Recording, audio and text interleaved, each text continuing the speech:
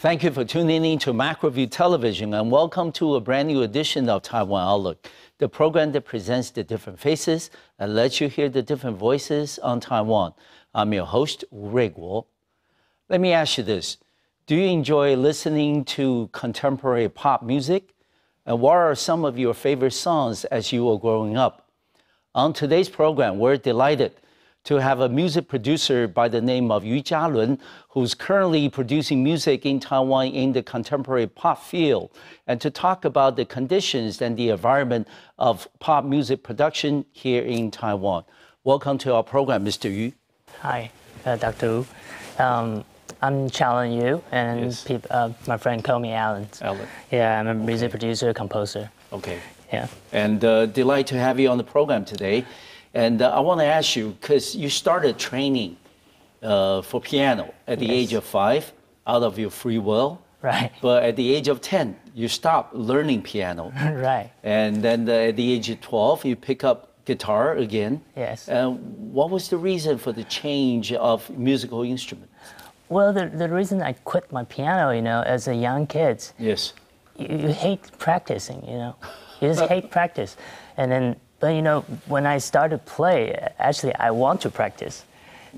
So it's very awkward, Okay. After that 5 years practice, you just feel that, I just want to play, I'm a little kid. Okay. So I don't feel like practicing and sit in front of the piano for a while and then see my friends are playing around, So I just decided, told my mom that I want to quit piano.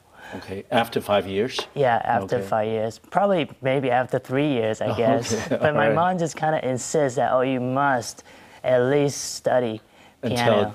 Until the age of 10? Right. Okay. And that's same as my sister as well, because my All right. sister studied piano at that time as well. Okay. But do you think the classical piano training really laid the foundation for your subsequent pursuit of guitar, of music production, Definitely. composing? Yes. Yeah. I mean, people say piano is the mother of instruments. Okay. Right. So I think that's very what brings me here. Okay, good. And as a producer and any kinds of new music knowledges. Okay. Yeah. All right. And after you pick up guitar, Right. did you find the instrument to be a little less demanding in terms of practice? Or is it something that you just simply enjoy better? I think this is something that I simply enjoy better at that time. Really? Because you're able to play some contemporary music. Right. At a young age, people like to listen to pop music, just like, Of course. Like back in the days, people listen to Beatles and then not listen to classical anymore. I mean, most of people. Yeah, so at the time, we were listening pop music and some rock band stuff like that. And then suddenly there's a guitar coming into my face, Yes. So you can't help to just try it out. Yeah. Okay. So that just made me feel like, guitar is so fun to play. Yes. Yeah, and then That's just the enjoy instrument you playing. really want to continue. At that time. Okay, all right. Yeah. But we also know that at the age of 17, Right. that you were selected to participate in the Rotary International Youth Exchange Program. That's correct. And then you went abroad to study alone for a year. Tell us a little bit about that experience. That was really kind of very interesting experience for me because at the time, as a young kid, this was my first time to go abroad myself. By yourself, yes. Without friends. So, but at the time I already studied. That was my senior year of high school. Right. So basically, so that means I already have 2 years study in Taiwan already. So I have my background there in Taiwan. Okay. So when I went there, I have no friends and no family, stuff like that. But there's one thing that I have is music. Okay. Yeah. So I went to school.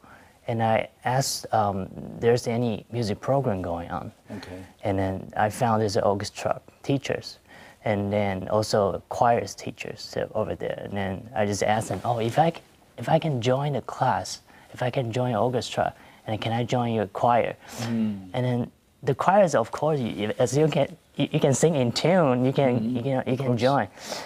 But orchestra is like symphony orchestra is like, can you play any instruments? Yeah.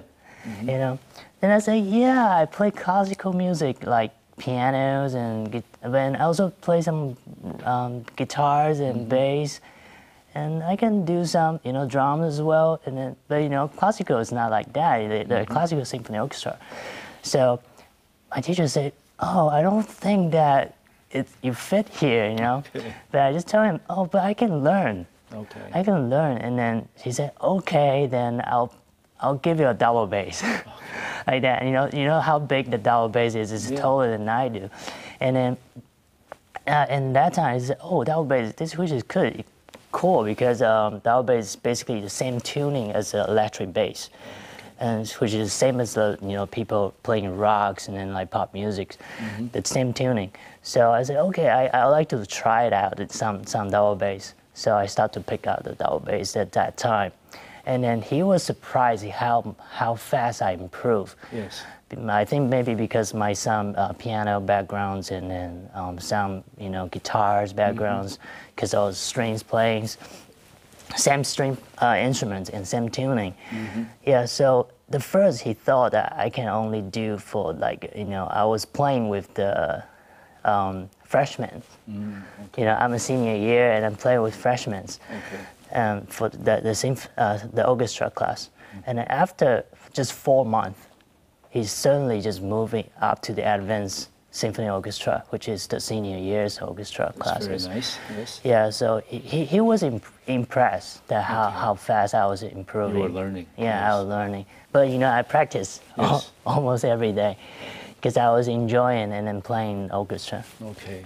And why did you, I mean, after all these years of, learning Chia-Lun, why did you, decided that you want to be in the music production area instead of being a singer or performer yourself?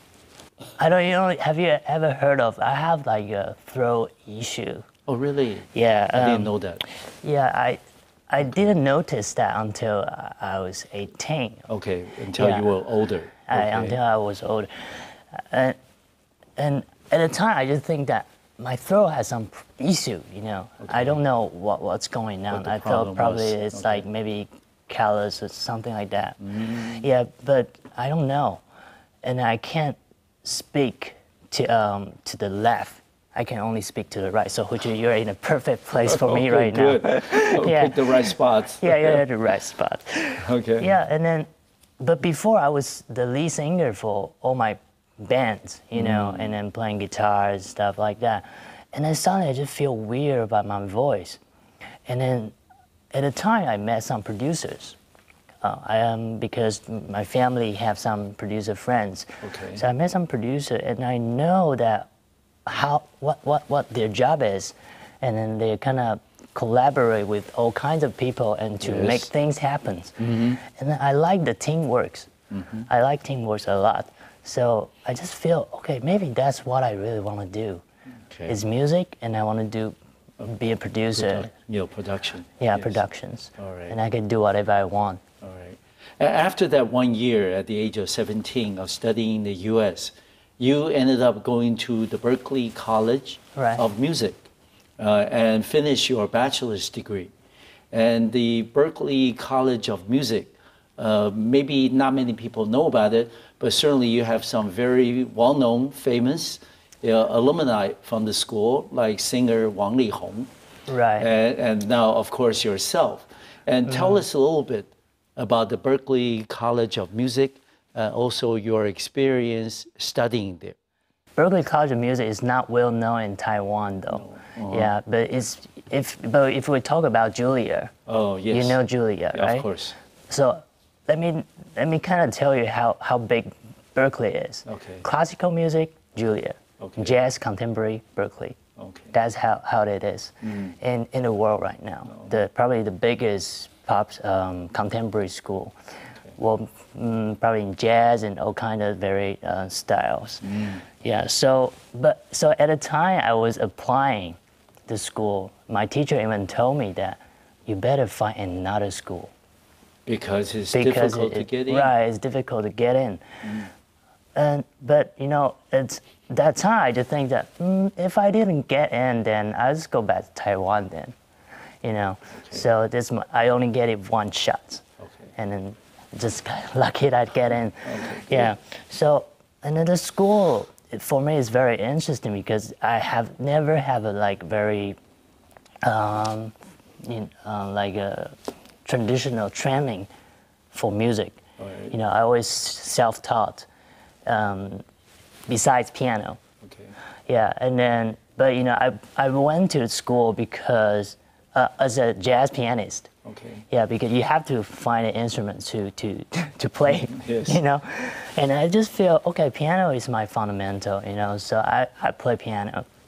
But the funny thing is, on the application, my teacher write a recommendation letter as a bass player. Okay. That was the teacher back in the high school. Right, it was in high school. Okay. And then, so I went to the school and they said, oh, the bass player is not really working if you apply as a pianist then. Okay. Yeah, so my teacher, but you know, my teacher think that I'm a bass player.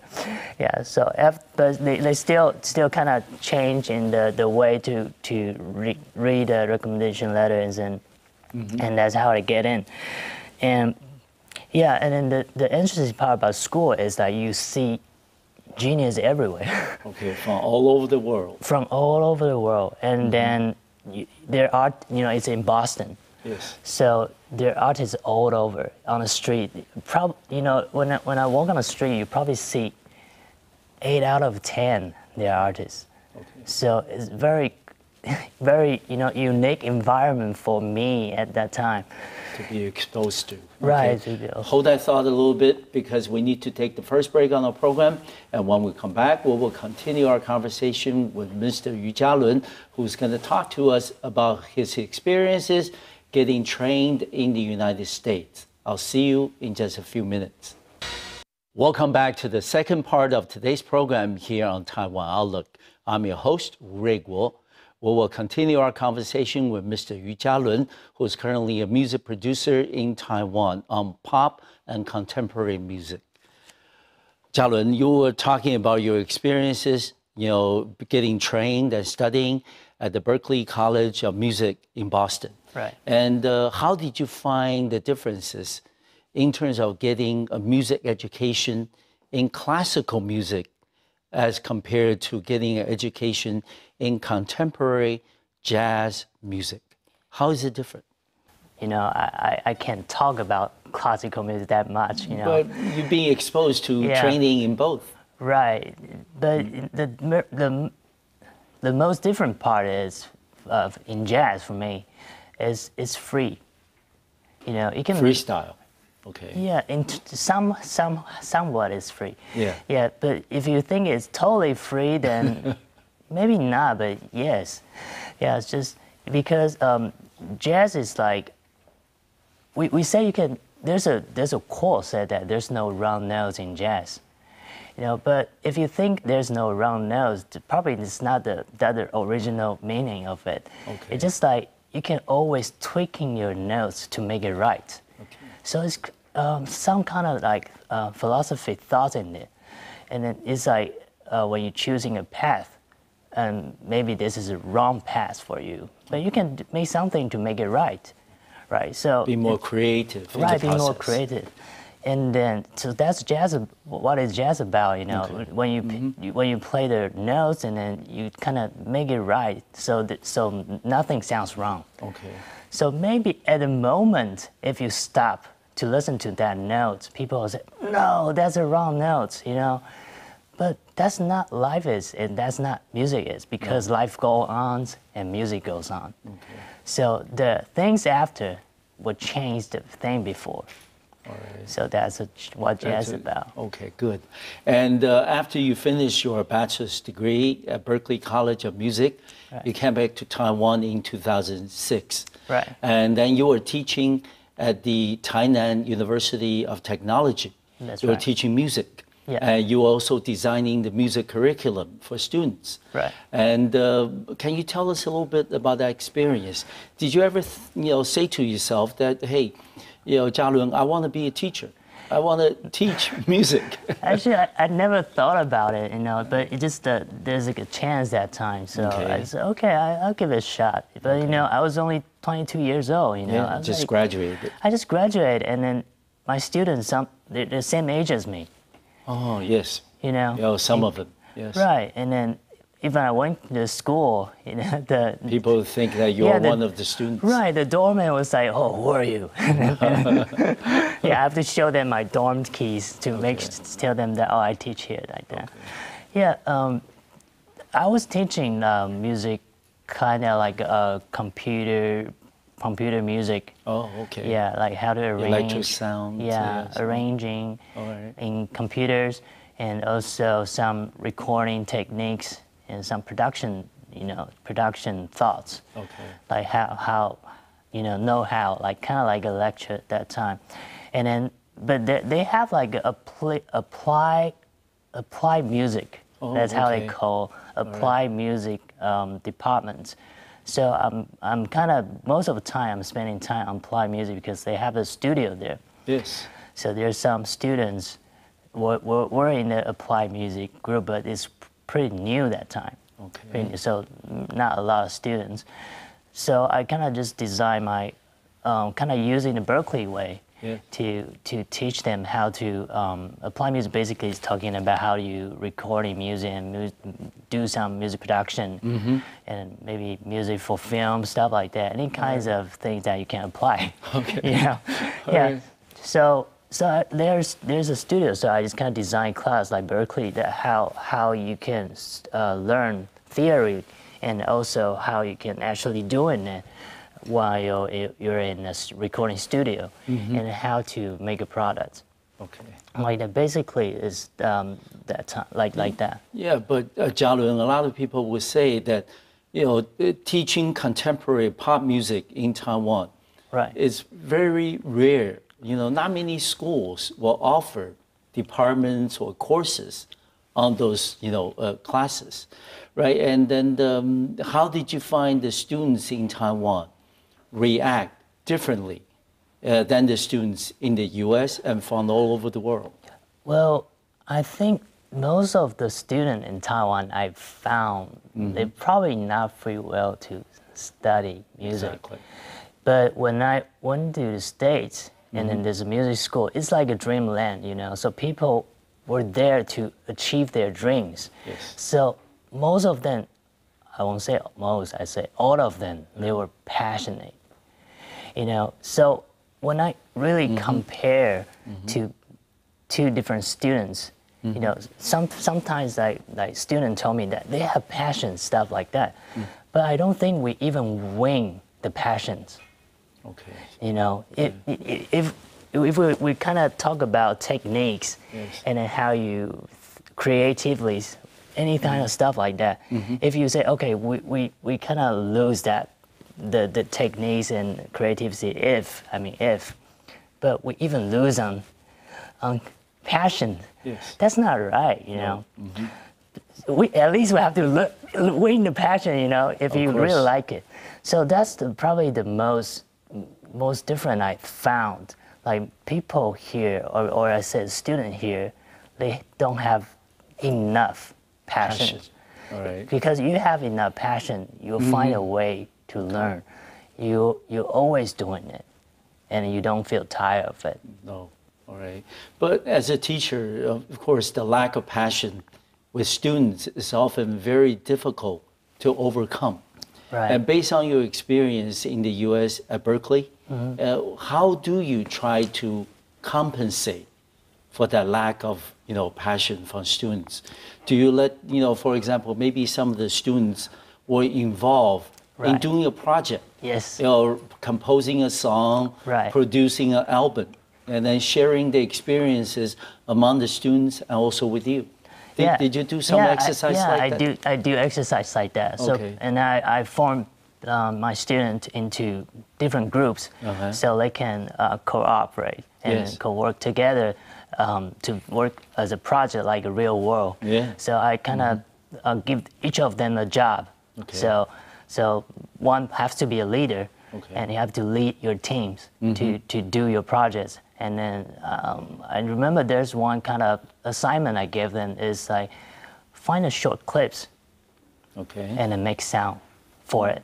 Okay. So, but you know, some people think, oh, that's not that hard, you know, Okay. making sound just for clips, you know, but in real world it's really spent times, you know, Yes. and then you have to think that how many sound I should put in, just like here, maybe I'm holding a paper, but on screen, basically if we're not recording, you can hear those sounds. No, not really. Not really, but I have to make those sound happen. Of course.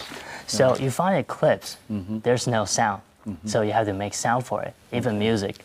Right. So I kind of separate them to different teams and to make them have their own assignment to make sound for clips. Okay. And they kind of having fun with that, and then I involve. would imagine, they'll be more responsive to that. And we know that in contemporary pop music, you know, in order to measure your progress or the kinds of, you know, breakthroughs that you have done, you need some quote unquote contemporary measures. Right. All right. And you know, according to you, you know, Chia-Lun, can you share with us what would be some of the contemporary measures that you would think would be, you know, fair and necessary to measure the kinds of, you know, improvement or progress that we're making contemporary music? Well, in terms of contemporary music, it's very wide though. Yes. Right. So it's very, really, you can say it's pop music as well. But if we sing contemporary music in classical, it probably is another story. Yeah, exactly. Right. But we're talking about probably more pop and jazz here. So I would say just in probably the most easy way or the major of learning contemporary music right now is use your media source. Okay. Yeah, instead of learning from books, because book is already written and then people, it's like a basic, you know, it's like a basic you have to know. But to be able to do contemporary music, you need to think more. Broader. Right, you need to think broader. You need to think some people is not thinking of. No. So you need to explore. You need to find how can you do how can you do the sounds like nobody can. But that's a very hard thing. Yes. Because you never know. No. Like there's someone already doing it. Okay. So we keep searching and find a way to make us to make ourselves to explore sounds, and then to write stuff like that, and then that's why I say the media, internet media or anything, which is very convenient now. Yes. So it's probably your best textbook. Okay. You know, Good. so you can explore more than you thought. All right. And Chia-Lun, you also use the analogy, different sounds mean different colors to you. Right. What do you mean by that? Can you elaborate on that a little bit? That's a term. It's called synesthesia. Okay. I don't know if you've heard of the term. Not really. It's Until today, yes. Right, I spelled it down so people can search up on, you know, on it's the internet. Yes. Right, it's synesthesia. Okay. Yeah, synesthesia. Okay. Yeah, it's kind of like you hear something and then you can connect with your other sense. Okay. Like connects, maybe I hear a sound and then I connect to my visualize. So when I hear a sound, but I see a color like that. Because we know color better than sound, you know, because we kind of we already have some definition of colors like blue, red, you know, how the red, you know, looks like and how the blue looks like. But sound, no, you don't know. Yeah. It's not that easily distinguishable. Right. Yes. It's like two absence.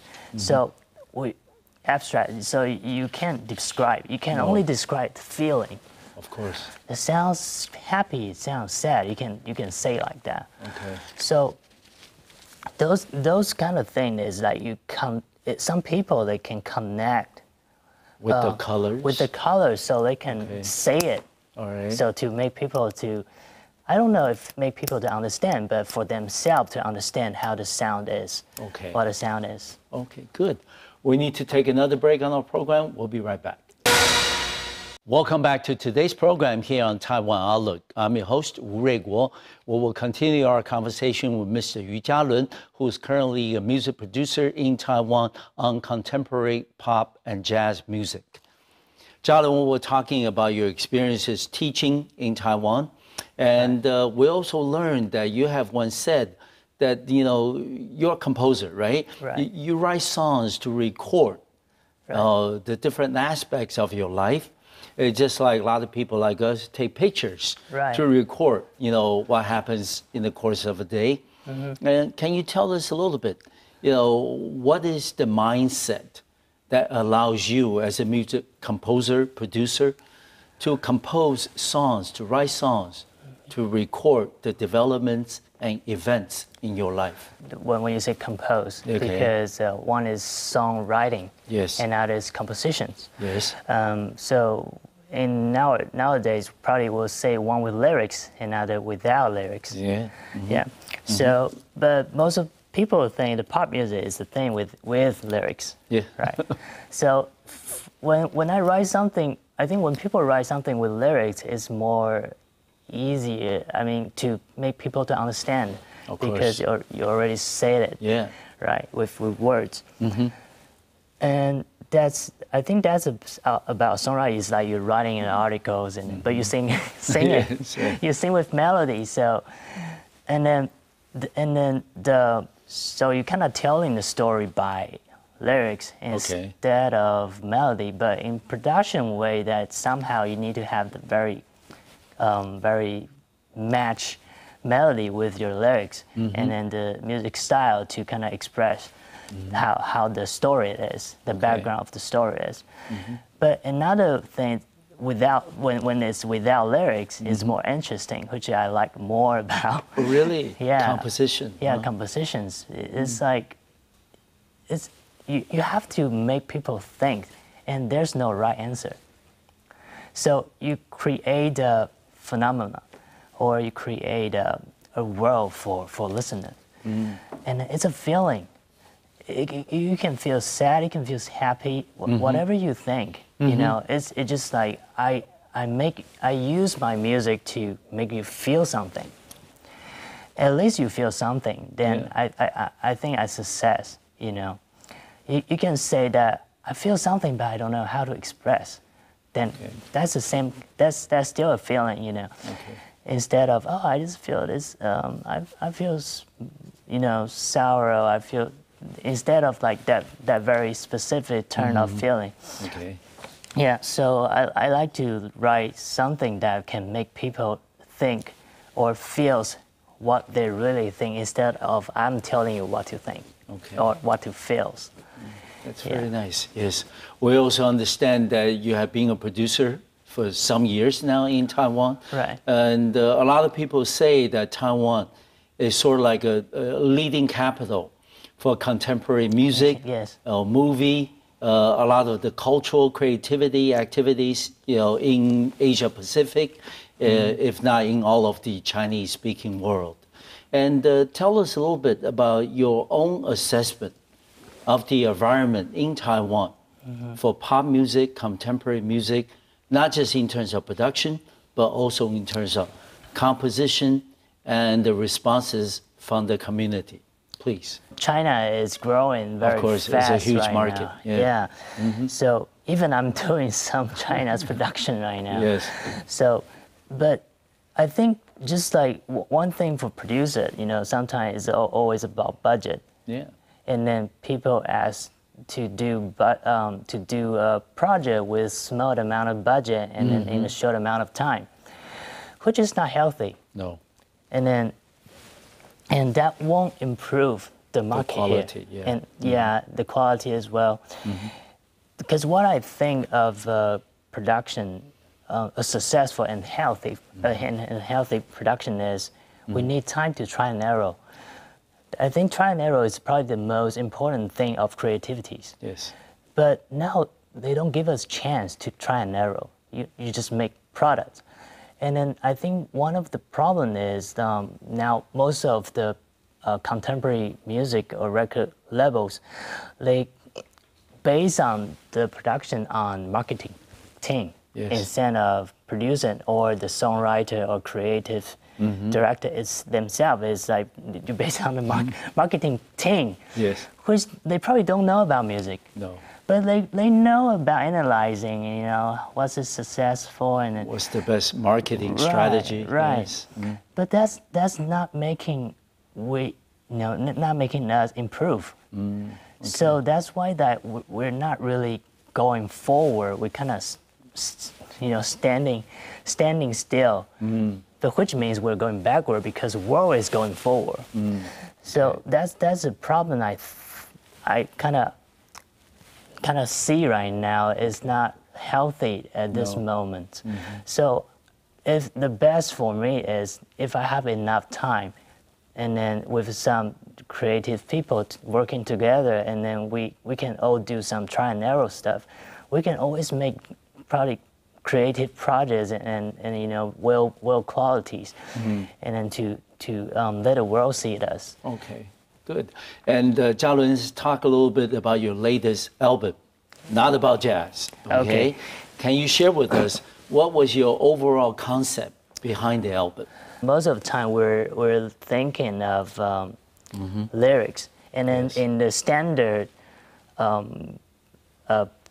record, I would say Taiwanese or Mandarin world, how they produce a pop song. Sometimes they find a song with good lyrics and then probably easy, catchy melody and then throw a lot of arrangement to it. Yes. So to make people think, wow, this is a great song because I can hear the strings, and then lots of orchestration and a lot of arrangement. And this album, my concept is I try to make it simple as possible. So you can hear the song more originally, like the original feels of the song, just in terms of melody and lyrics. But I also wrote a song and I put it in the first track saying that unworded melody, like that. But I still give the song a lyrics. Yes. Okay. So which is I just let myself, on my face. But I just want to tell people that sometimes it's nice to just feel the music without reading or listening to the words. Yes. So you have your own express.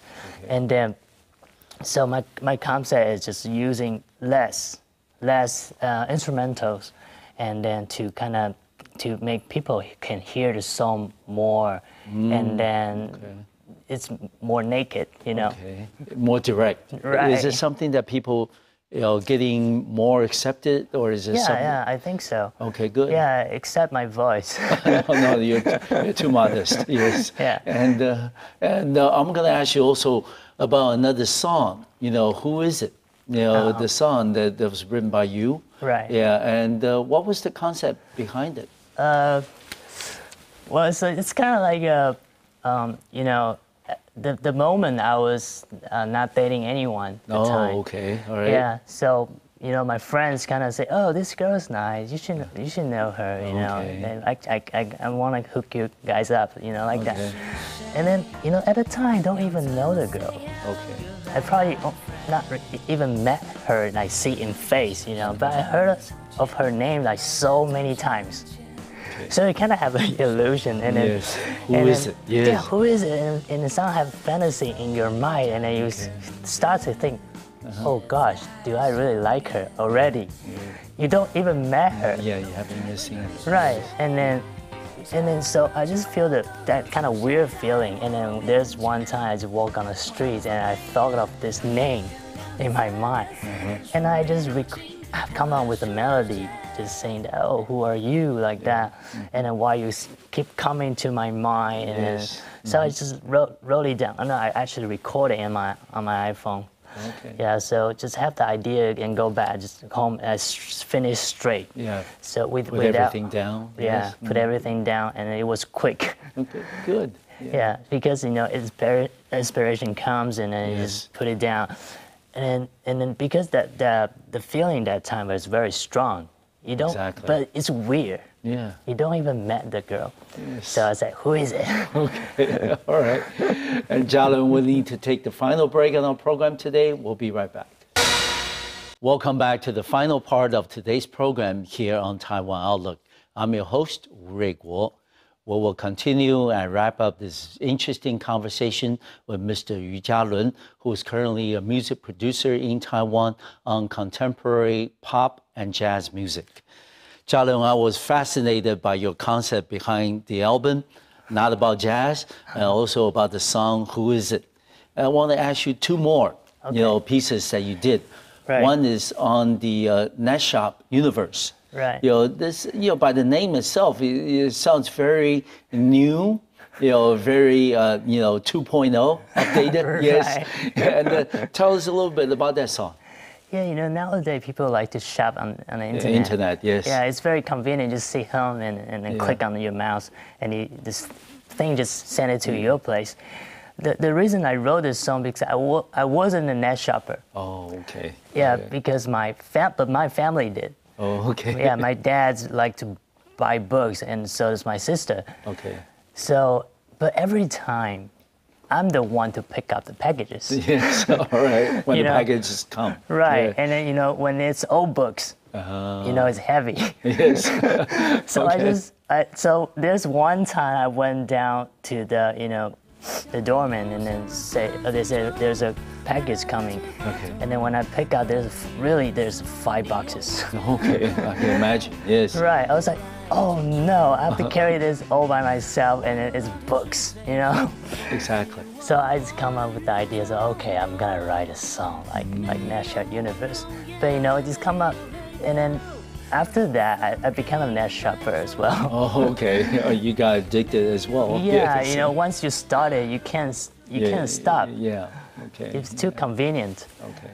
So it's a song that reflects the kinds of daily routines that people go through nowadays, Right. and they rely heavily on internet shopping and other things on the internet as well. Right. But on the other end of the spectrum, Chia-Lun, you also have a song called "The Old Place."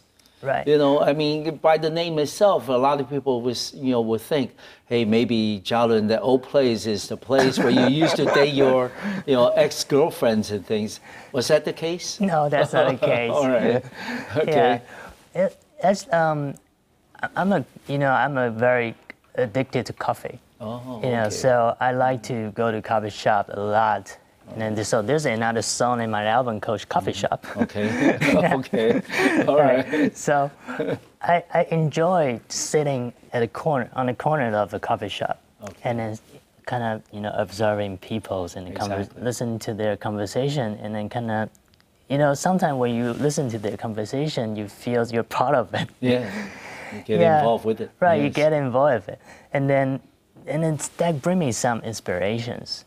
And then there was one particular coffee shop. Okay, that you go to. Right, I used to quite go a bit. Yes. Quite a bit, almost every day at a time. Yeah. So, and I always sit in the same corner. Okay. If there's some people already taken, I'll just standing and then or go around until the seat is empty. Then I'll sit down. Yeah, so I'll always sit in the same place, and then, because that's a corner, so you can see everything. Okay. So I wrote a song about the place and the corner, and what I feel about what I feel when I'm sitting there. But it's not really about talking about people. It's about how I feel sitting there. It feels like home. It feels like I went to some kind of. Went back to some mimicking, thoughts, and then maybe some back in the days, like old jazz songs was playing, in my mind, like that. Good. And Chia-Lun, we know that you have done well in your career, even though it's early, but you have also branched out into other industry. for inter-industry cooperation. Right. For example, you're in music, but you have, team up with Apu Jiang, right. who's a Taiwanese based in London, right. as a fashion designer, that you have a music project with him together. Right. And then you will, work on, every, fashion show that he puts out. Right. And can you tell us a little bit about this particular project? Yeah, basically we formed the project officially. Yes. Just this season. Yeah. Yeah, but okay. Before it was a friend of mine, which is DJ question mark. Oh, okay. He was a friend of Apu Jiang. Okay. And then he invited me to join the music team. Good. So I was really just behind the scene. I was really behind the scene to help out for the whole music project, besides this season. Okay. So this is the first season I'd actually go into the show and then perform live. So this project is basically as me as a producer and then the DJ. He probably is a music director because he talked with Apu Jiang more than I do. Okay. But I just set up the direction of and how we produce the music, and I write as well. And then also with a singer, which is Olivia Yan Weiling. Okay. And then sometimes we have some, side musicians, but this time is a viola, which is Chi. Okay. Chi, who plays the viola, and before was Daphne Su, who's playing the violin. Oh, okay. Right, and then each season, Apu Jiang had different thoughts of the show, and then the concept. The music, yes. Yeah, and the concept of actually of his clothes. So we have to match up his idea to make music. So this year was deep in the wood. Okay. So we have to think the picture, yes. Probably like forest and then dust, or like branches, like and rivers. Something happens in the wood. Okay. Yeah. So when we write, we have to think of those kind of images, and then we even use the real, like falling leaves and also breaking branches, on the live shows to make music with. So we sound design the branches and breaking branches, and also the kind of play around with the leaves to make a sound of sounds. To it's kind of like you feel that you're in the environment of the wood. Okay. All right. That's very unique, and so far you enjoy the experience of working with young, talented international teams on project, even though it goes beyond just music. Right. Is that been your experience so far? Yeah, it is. Okay. And do you think that even though Taiwan does play a very pivotal role in terms of music, contemporary music, jazz music, and do you think that by working with other international teams can also help Taiwan in this area, becoming more, in tune with what's, trendy, what's, contemporary, international, and also with, some of the materials available outside of Asia, outside of Taiwan? Yeah, it is. But sometimes for me, the probably foreign is not the main point. The key point. No. It's not a key point. Okay. Team is a key point. Good. All right. Yeah, because when you work with teams, you get ideas that you can't think of. But when you're working yourself, now you just by your own, and then people will always think something that you can't think of. Okay. So that's what I like about working as a team. Okay, good. And Chia-Lun, let's look back a little bit from the days that you were teaching. Right. Did you think that Taiwan does have the environment of producing and nurturing a new generation of contemporary and pop music producers like yourself, who have the passion, who have the commitment to being involved in this area? Do you see more and more younger people involved in the business? Yeah, indeed. Okay. It's actually growing. It's actually growing, but we still lack of as you say, commentary major to make the school happen, to make it have like the to make student can actually do something. Yeah. You know, we don't have enough sources, like Berkeley do. Like all the courses were connected, so you actually cooperate with others. I think in Taiwan right now, the music courses or the young education places for music, you basically learn stuff by your own. You can't cooperate. You're not learning. You're still very confined. Right, you're still very confined. You're not learning how to be work, creative. be creative as a team. And then you're learning how to do everything by yourself.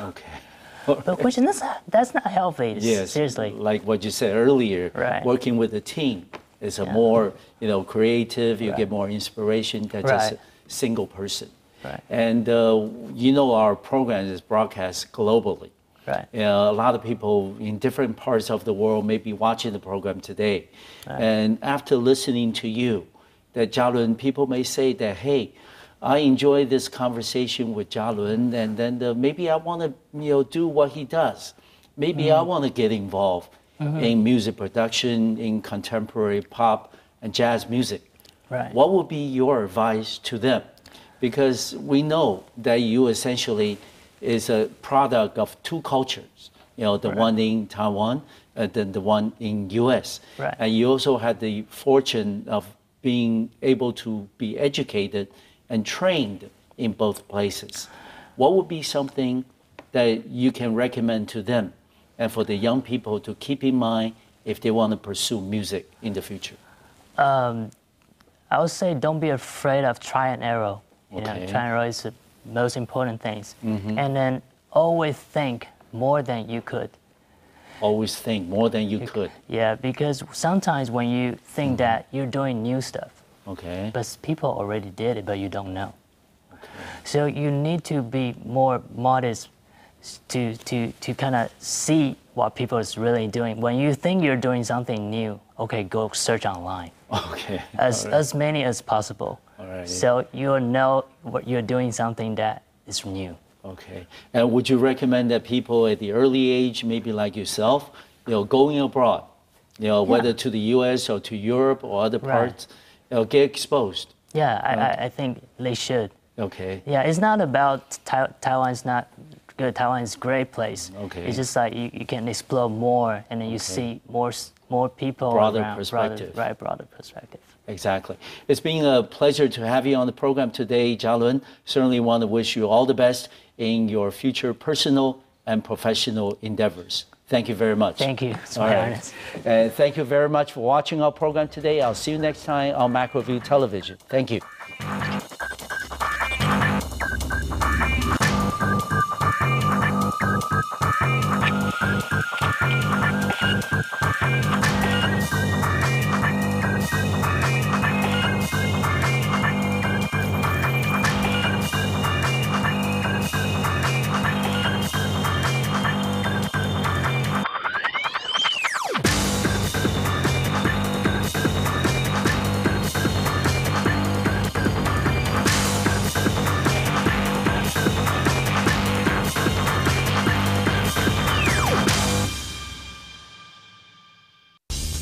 What is cloud computing and what is big data? How can they help companies provide better services and products to consumers? On the next Taiwan Outlook, we will meet Mr. David Lee, who's currently an independent board member of Yongyo Software Company, to discuss and review the disadvantages and advantages of each. I'll see you next time on Macroview Television.